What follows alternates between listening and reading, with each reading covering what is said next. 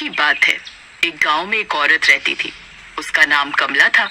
उसका पति गांव में आलू पराठा बेचा करता था। फिर एक दिन उसकी किसी कारण मौत हो जाती है और कमला अकेली पड़ जाती है। उसके पति ने जितने भी पैसे जोड़े थे वो सब अब खत्म हो जाते हैं। हे भगवान, अब तो सारे जोड़े हुए पैसे भी खर्च हो गए। अब मैं घर खर्च कैसे चलाऊंगी? लगता है अब मुझे ही आलू पराठे की रेहड़ी लगानी होगी। लेकिन मेरे पास सामान खरीदने के तो पैसे ही नहीं है।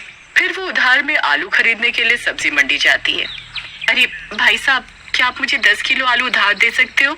मैं जल्दी आपका पैसा चुका दूंगी। अरे नहीं नहीं, उधार नहीं दे सकता। हर जगह बाढ़ आने की वजह से मंडी में आलू वैसे भी बहुत महंगा हो गया है। कमला बहुत सारे व्यापारियों के पास जाती है, लेकिन उसे कोई भी उधार में आलू नहीं देता। फिर वो परेशान होकर गांव वापस लौट रही होती है। कितना अच्छा होता अगर हमारा खुद का एक खेत होता। मैं खुद के आलू उगा लेती, बाहर से खरीदने भी नहीं पड़ते और मुनाफा भी ज्यादा होता। तभी कमला की नजर एक खंडहर के आगे खाली पड़ी जगह पर पड़ती है। वो जगह बहुत उपजाऊ दिख रही होती है, खेती के लिए एकदम सही। अरे एक काम करती हूँ, इस खाली जगह पर ही आलू उगा देती हूँ। वैसे भी यहाँ कोई आता जाता तो है नहीं। कुछ ही दिनों में मेरे पास बहुत सारे आलू हो जाएंगे। एक बार मेरा काम धंधा चल गया तो फिर मंडी से आलू खरीद लूंगी। फिर यही सोचकर कमला उस खाली जगह के लालच में आकर वही आलू की खेती करने लगती है। लेकिन उसे ये नहीं पता था कि जिस जमीन पर वो आलू उगा रही है वो जगह श्रापित है। फिर कुछ ही दिनों में बहुत सारे आलू उग जाते हैं, लेकिन कमला जब भी कोई आलू तोड़ती तो आलू की जड़ में खून लगा होता। अरे ये खून कैसा है? जब भी कमला कोई आलू तोड़ती तो उसकी जड़ से खून आने लगता। हे भगवान, ये क्या चक्कर है? हर आलू के साथ खून क्यों आ रहा है? अरे छोड़ो, कोई बात नहीं, इन्हें अच्छे से पानी से धो दूंगी, किसी को क्या ही पता चलने वाला है। फिर कमला खेत के सारे आलू तोड़कर अपने घर ले आती है और उन्हें पानी से धो लेती है। फिर अगले दिन से वो आलू पराठे की रेहड़ी लगाना शुरू कर देती है। आलू पराठा खा लो, 5 रुपए में 2 आलू पराठा, आओ आओ जल्दी आओ, सबसे सस्ता यही पाओ। इतना सस्ता आलू पराठा देखकर उसकी दुकान के आगे लाइन लग जाती है। अरे वाह वाह, आज तो मजा ही आ गया, इतने सारे लोग, वाह वाह वाह। फिर आसपास की रेहड़ी वाले सोच में पड़ जाते हैं कि ये इतना सस्ता आलू पराठा कैसे बेच रही है। पहले ही दिन कमला की बहुत अच्छी कमाई होती है, लेकिन उसे क्या पता था कि उसके आलू पराठे की वजह से पूरा गांव तबाह होने वाला था। फिर आधी रात होते ही अरे बहुत दर्द हो रहा है। अरे क्या हुआ जी? अरे यार, 5 रुपए के 2 आलू के पराठे खा लिए, तब से पेट में बहुत दर्द हो रहा है। तभी सुरेश के शरीर का तापमान बहुत बढ़ जाता है और उसका चेहरा लाल हो जाता है। तभी उसके दांत और नाखून लंबे होने लगते हैं। अरे नहीं, ये क्या हो रहा है? तभी सुरेश डरावनी डरावनी आवाजें निकालने लगता है।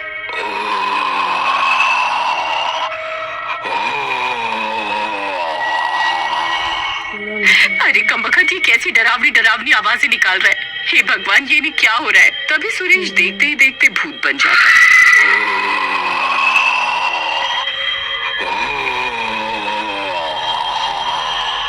उसकी पत्नी की हालत खराब हो जाती है। अरे मर गए रे, ये इन्हें क्या हो गया? ये तो भूत बन गए। मुझे भूख लगी है, मुझे आलू पराठा खाना है। जल्दी मुझे आलू पराठा ला कर दे, नहीं तो मैं तुझे खा जाऊंगा। अरे नास मिटे, आधी रात को मैं आलू के पराठे कहाँ से लेकर आऊं? तेरे इतने हिम्मत, रुक, तुझे अभी मजा चखाता हूँ। तुझे खाकर अपनी भूख मिटाऊंगा। अरे भागो रे, अपनी जान बचाकर भागो। ये नास मिटा तो मुझे खाने की बात कर रहा है। तभी सुरेश की पत्नी भागते भागते घर से बाहर निकल जाती है और घर का दरवाजा बाहर से बंद कर देती है। तभी वो देखती है कि और भी औरतें चीखती चिल्लाती अपने अपने घरों से भाग रही हैं। अरे क्या हुआ बहन, तुम भाग क्यों रही हो? अरे बहन, पता नहीं अचानक से मेरे पति को क्या हुआ, उन पर किसी भूत का साया हो गया और वो मुझे खाने को दौड़ पड़े। मैं बहुत मुश्किल से अपनी जान बचाकर भागी हूँ। पता नहीं जब से आलू पराठा खाकर आए तभी से बेकी बेकी बातें कर रहे हैं। तभी वहाँ और भी औरतें आती हैं। उन सब के पति भी पराठा खाने के बाद भूत बन चुके थे।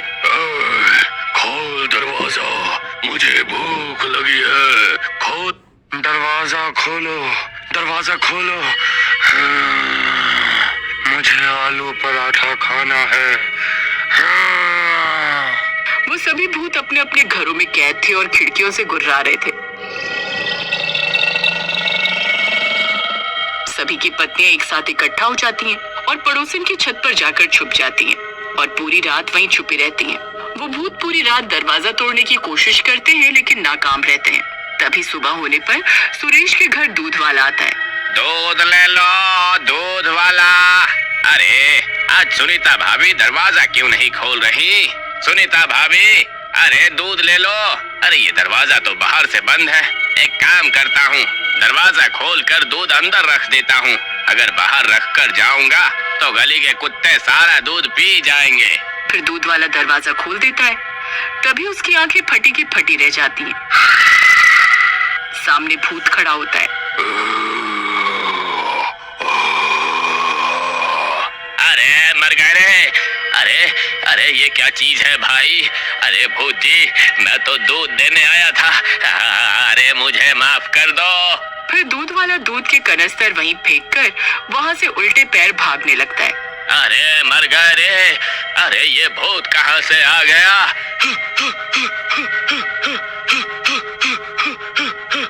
अरे नहीं, ये दूध वाले ने तो दरवाजा ही खुला छोड़ दिया, अब क्या होगा? फिर भूत गुर्राता हुआ घर से बाहर निकल जाता है और अपने साथी भूतों को भी उनके घरों से आजाद कर देता है। अब वो सब भूत गांव की सड़कों पर घूम रहे होते हैं। अरे सुनीता बहन, अब क्या होगा? ये कमबख्त सारे भूत तो आजाद हो गए। तभी कमला भी अपनी रेहड़ी लेकर घर से निकल पड़ती है। कल तो मजा ही आ गया, बस आज भी कल जितनी कमाई हो जाए तो मजा आ जाएगा। फिर कुछ देर में कमला भी अपनी जगह पहुंच जाती है और रेहड़ी लगाकर ग्राहकों को आवाज देने लगती है। आओ आओ, आलू पराठा खाओ, 5 रुपए के दो, इतना सस्ता और कहीं नहीं मिलेगा। जल्दी आओ और जल्दी पाओ। तभी वो सारे भूत कमला की रेहड़ी के पास आ जाते हैं। उन्हें देखकर कमला के होश उड़ जाते हैं। अरे मर गई रे, ये इतने सारे भूत कहाँ से आ गए? हाय, अब मैं क्या करूं? ओ कमला, जल्दी से आलू पराठा खिला। मैं कल रात से इसे खाने के लिए तड़प रहा हूँ।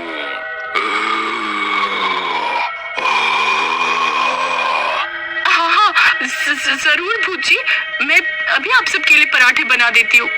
अरे यार, मैं कहाँ फंस गई, अब मैं क्या करूं? अगर मैंने कोई भी होशियारी दिखाई तो ये सब मिलकर मुझे ही खा जाएंगे। वहीं दूसरी तरफ सुरेश की पत्नी बाकी सब औरतों को लेकर जंगल में तांत्रिक के पास जाती है और उसे सारी बात बताती है। तांत्रिक अपनी शक्तियों से सब देख लेता है। ये सब उस कमला के लालच की वजह से हो रहा है। उसने सबको श्रापित आलू खिलाए हैं, जिसकी वजह से सब लोग भूत बन रहे हैं। तुम औरतों को मेरा एक काम करना होगा। फिर तांत्रिक उन औरतों को अपनी तरकीब के बारे में बताता है। वहीं दूसरी तरफ भूत कमला की रेहड़ी पर पराठे बनने का इंतजार कर रहे होते हैं। कमला, जल्दी पराठा बना, नहीं तो तुझे ही खा जाएंगे। आज का दिन ही खराब है, एक तो बोनी भी नहीं हुई, ऊपर से नाच पीटे भूत फ्री का खाना खाने आ गए। तभी वो औरतें दबे पांव आती हैं और कमला की रेहड़ी के पास रखी आलू की बोरी को उठाकर भागने लगती हैं। भूत ये देखकर हैरान रह जाते हैं। बेवकूफ औरत, ये आलू की बोरी कहाँ लेकर जा रही है? रुक। अरे सुनीता बहन, जल्दी भागो, ये कमबख्त भूत हमारे पीछे ही आ रहे हैं। अरे मैं तो लुट गई, बर्बाद हो गई, मेरे तो आलू ही चोरी हो गए।